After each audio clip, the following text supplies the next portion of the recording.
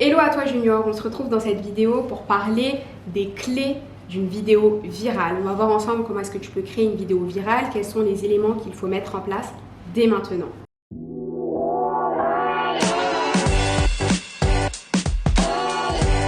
Avant tout, ce qu'il faut savoir, c'est que le fait d'avoir une vidéo virale ne te garantit pas d'avoir des milliers de ventes, des milliers d'abonnés. Parce qu'il y en a qui sont persuadés qu'il suffit d'une vidéo virale pour faire exploser leur marque, il suffit d'une vidéo virale pour faire exploser le nombre d'abonnés et devenir multimillionnaire. Il ne faut pas rêver. Franchement, je ne dis pas que vous n'aurez pas de ventes, je ne dis pas que vous n'aurez pas d'abonnés, mais il faut vraiment avoir une stratégie derrière. Si vous n'avez pas de stratégie pour implémenter tout ça, une vidéo virale ne changera pas grand-chose à votre vie. D'une part, il faut vraiment comprendre la spécificité de chaque réseau social. Que ce soit TikTok, Instagram ou YouTube, toutes ces plateformes ont des spécificités qui sont propres à elles.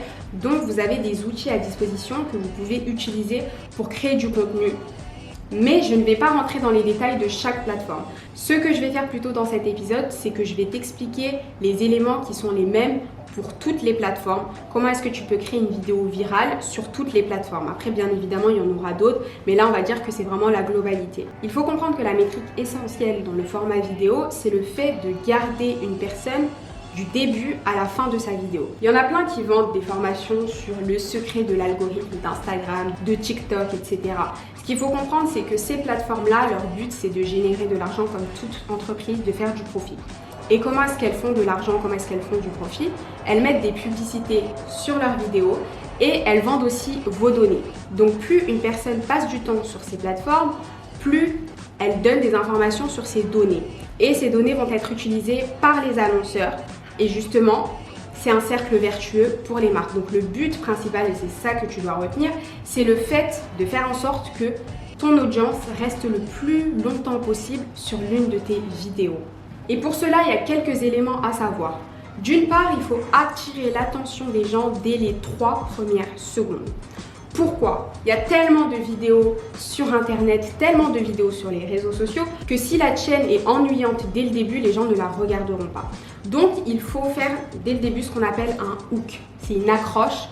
Tu vas peut-être poser une question, tu vas peut-être parler d'un élément. En tout cas, il faut que tu attires l'attention dès le début. Il faut que lorsqu'on voit ta vidéo, on se dit « Ah, il faut que je regarde ça ».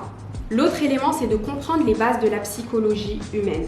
C'est un sujet qui mériterait une vidéo à lui seul, mais sachez que si vous comprenez comment est-ce que l'être humain fonctionne, vous saurez faire des vidéos qui attireront son attention. Vous saurez faire des vidéos qu'il va regarder du début à la fin. Un exemple tout bête, si vous étudiez la psychologie humaine, vous saurez que l'être humain, il est plus dicté par ses émotions que par sa raison. C'est-à-dire qu'il est plus amené à regarder une vidéo qui va peut-être raconter une histoire, qui va faire appel à ses émotions, qu'une vidéo qui lui sera vraiment utile dans la vie de tous les jours.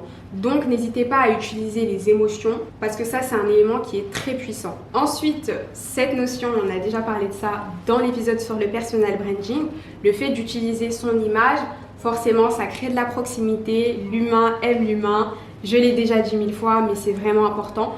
À défaut de vouloir utiliser son image sur les réseaux sociaux, il y a des personnes qui n'ont pas envie de s'exposer et c'est totalement compréhensif. Tu peux très bien utiliser ta voix. Il faut se mettre à la place d'une personne qui suit tes vidéos tous les jours. Si elle entend toujours la même voix, elle va s'y attacher. Même si elle ne sait pas forcément qui est derrière la vidéo, ce n'est pas grave. Le fait d'entendre une voix humaine, ça rapproche. Ensuite, le dernier élément, et je l'ai cité aussi juste avant, c'est de faire un montage dynamique. Si dans la vidéo que tu regardes là maintenant, il n'y avait pas de montage, je te le dis, elle serait un peu ennuyante à regarder. Entre les les coupures, toutes ces choses-là, ça ne donnerait pas envie. Donc il faut vraiment un montage dynamique.